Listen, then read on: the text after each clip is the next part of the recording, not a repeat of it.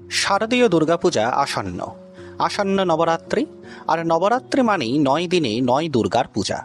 বিভিন্ন পরম্পরায় নবদুর্গা বিভিন্ন। শৈলপুত্রাদি নবদুর্গার কথা আমরা তো জানি। আসুন আজ জেনে নিই তান্ত্রিক নবদুর্গার কথা। প্রথম বনদুর্গা।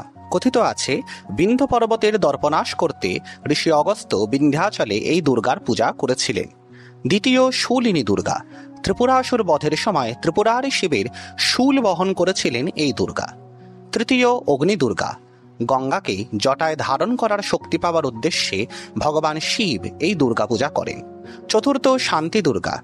এটি দুর্গার আদি স্বরূপ। এর সেবা করেন নারায়ণের 10 অবতার। পঞ্চম শবরী দুর্গা। পাশুপতাস্ত্র লাভের জন্য তপস্যারত অর্জুনকে যখন শিব কিরাত রূপে দর্শন দেন, তখন দুর্গাও এসেছিলেন শিবের সঙ্গে এই শবরী বেশে। ষষ্ঠ জ্বালা দুর্গা।